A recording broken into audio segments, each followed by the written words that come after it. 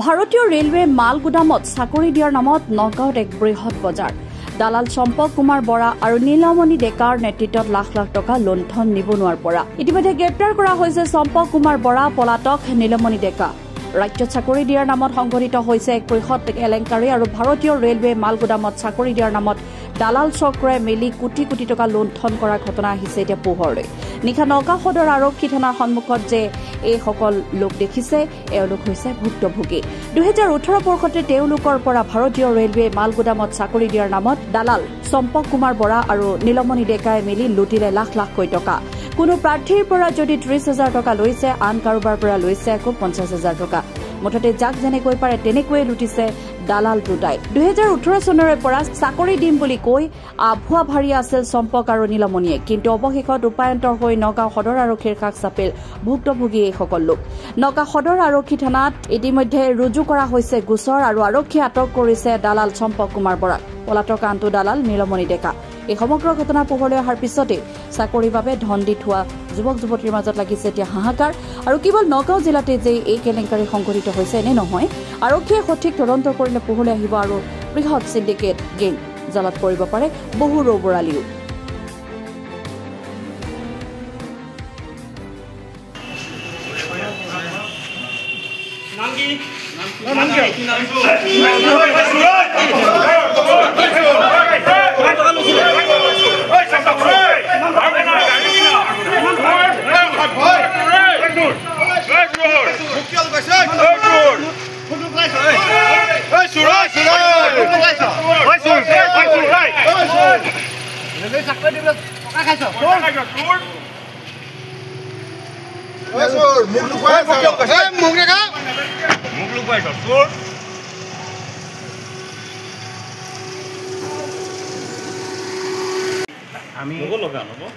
আমি ভাৰতীয় ৰেলৱে মাল গুদামৰ এজন শ্ৰমিক হয় আমাৰ সকলো সদস্য ইয়াতে আছে আমি একত্ৰিত হৈ চম্পক বৰা আমি ইয়াৰ পৰা নগাঁৱৰ পৰা প্ৰায় আমাৰ দাদাৰ জিতেন কলিতাৰ হাতত আমি 1 কোটি মানে 20,000 টকা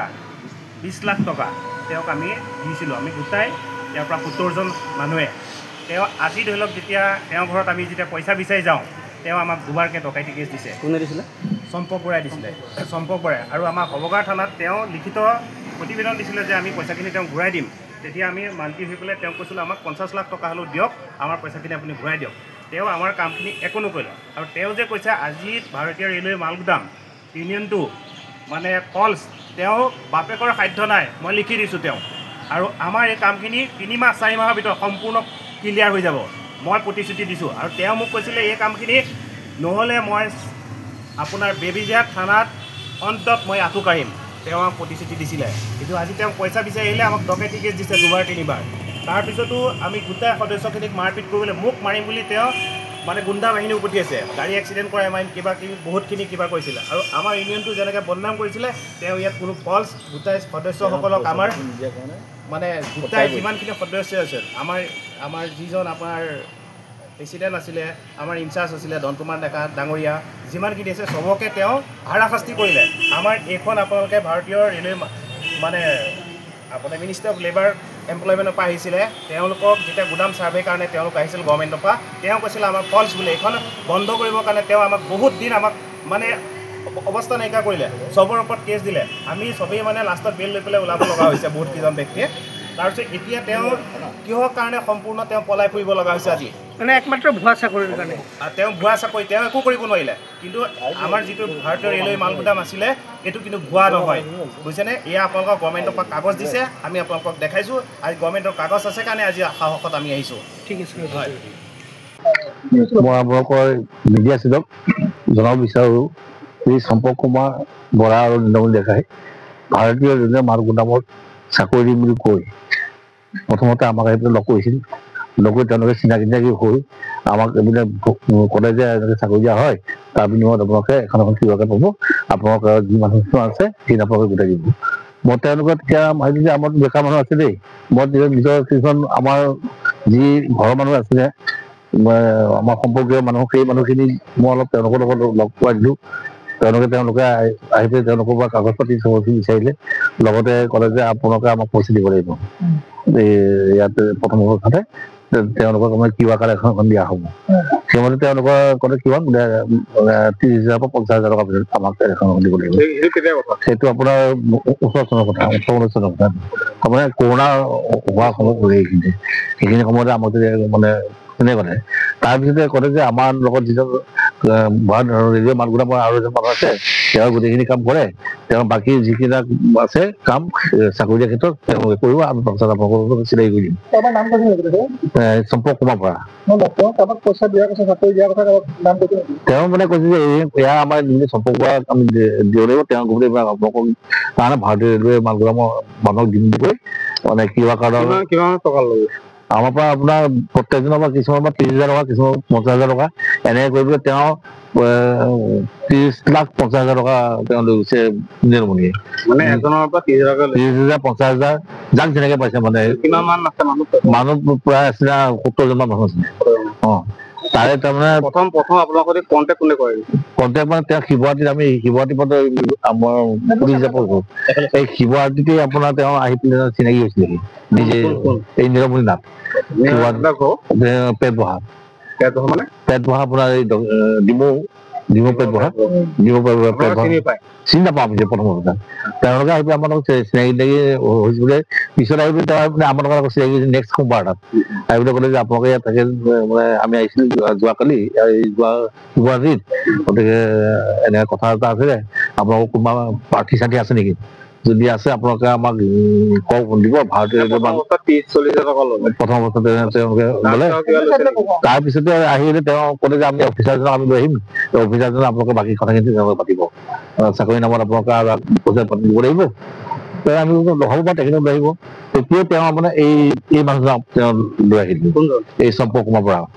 তেওঁকতো ৰেলৱে মানুহজন ৰেলৱে অফিচাৰ আমাক চিনাকি কৰিছে আমিতো কোনোটো আপুনি একো নাজানো আমি এতিয়াতো গম পাইছে দালাল এতিয়া কাৰণ সেইটো সময়ত আমাক তেনেকুৱাতে গম পাইছে নেকি কি কয় চম্পকৰ ঘৰ ক'ত গম পাইছে নেকি তেওঁৰ ঘৰটো আপোনাৰ খেনচোৱাত আপোনাৰ পিছত মানে আমি যেতিয়া হেৰি হ'ল আমি যেতিয়া 2000 চন মানত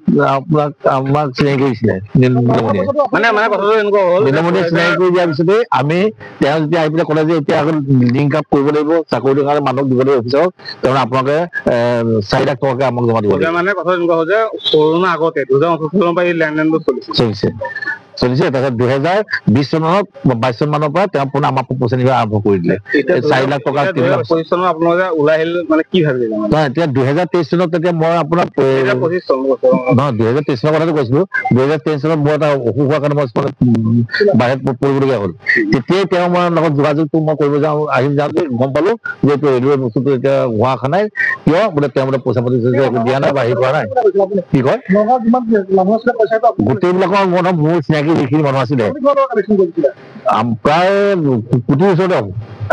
কোটিৰ ওচৰতে হ'ব কাৰণ গোটেইখিনি তেওঁলোক আছেই তেওঁলোকে আছেই তেওঁলোকে সন্মুখতে তেওঁক পইচা দিয়া আছে প্ৰায় 1 কোটি মান টকা আপোনাৰ কোনো লোকেল চিনি নাপায় নাই কোনোবা অঞ্চলৰ মানুহ আছে আছে মোৰ ঘৰৰ সম্পৰ্কীয় মানুহ আছে ইয়াতে 12জন মানুহ আমাৰ ঘৰৰ মোৰ ভাইটি আছে মোৰ ভাগিনটো আছে 1 কোটি টকা কালেকশ্যন কৰি ৰাখিছিলে 1 কোটি টকা একেবাৰে নহয় তেওঁলোকৰ ভিডিঅ' প্ৰতিযোগিতা আছে 4-5 বাৰ মানকে তেওঁ নিছে প্লাছ বেলেগ মানুহো তেওঁক পইচা দিয়া ভিডিঅ' ৰেকৰ্ডিং আছে এই চম্পক কুমাৰ বৰা কিমান দিছিলে তেওঁক দিয়া আছিলে প্ৰায় 1 কোটি টকা দিয়া আছিলে মানে কিমান 2018 পৰা 22 চন মানলৈকে 2023 চনত যেতিয়া লাষ্টত যেতিয়া মই শ্বিলঙত পৰি যাওঁ তেতিয়া তেওঁ মানে কি কৰিলে আউট অফ আছে বাৰু তাৰপিছত আপোনাৰ কিবা এটা কাৰ্ড দিয়া হৈছিল শ্ৰমিক কাৰ্ড নে কিবা কাৰ্ড এখন দিয়া হৈছিল সেই কাৰ্ড মানে হেৰি 60 টকীয়া এখন কাৰ্ড কালেকশ্যন হৈ গৈছিল দি পেলাই তেওঁ মানে কৈছে যে তেওঁ মানে কাৰ্ড দিছো কাৰ্ড নে কিবা কাৰ্ড দিয়া হৈছিল সেই কাৰ্ডখন দিয়াৰ পিছত আকৌ টকা কালেকশ্যন জড়িত আছিল নেকি আপুনি বা কোনে কৈছিল নেকি গম পাই নেকি নাই তেতিয়া মানে তাৰ আগত আমাক পইচা পাতি দিলেই তেওঁ তাৰপিছত আমাক ক'লে যে বস্তুটো ওপৰত বস্তু হওঁতে ঠিক নাই আমি আপোনালোকৰ পৰা লগ পাম পিছত মই তেতিয়া ক'লো যে এইটো হোৱা দেখা নাই 4-5 বছৰ হৈ গ'ল গতিকে আপোনালোকে মানুহখিনিয়ে মোক সদায় কৈ আছে আমাক পইচাখিনি ঘূৰাই দিয়ক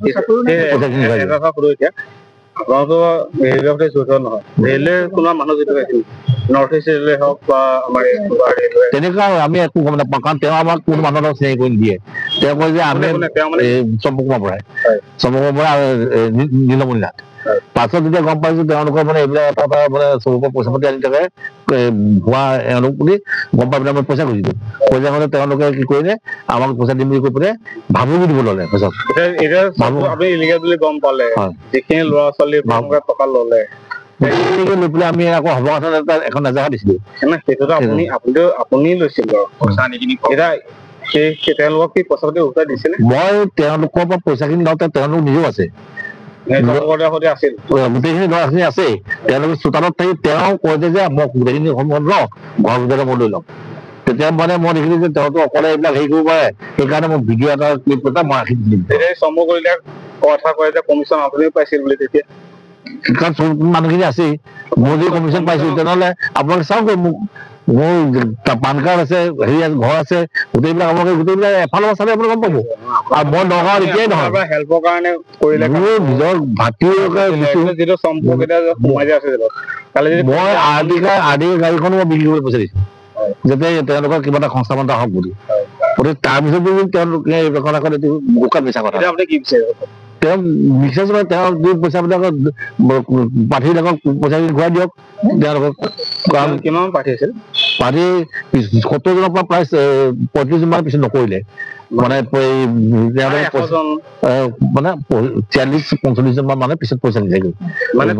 3 লাখ 4 লাখ টকাকে এনে 40 মান পইচা দিলেগৈ। আৰু বাকী যিবোৰ 70জনৰ পইচা আছিলে কিবা কাৰণে নামত 30,50,000 টকাটো এইটো নীলমণিয়ে কালেকশ্যন কৰিছিল।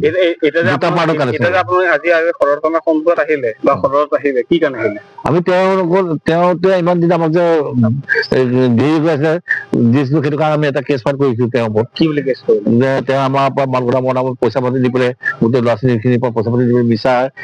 হেৰি কৰি পেলাই আমাৰ পৰা ঠগাই পেলাই হেৰি কৰিলে আৰু তেওঁক পইচা পাতি খুজিব গ'লে তেওঁ মানে মৃত্যুহে পাব দিয়া। আপুনি যে আজি আহিলে ইমান বছৰ হ'ল পইচা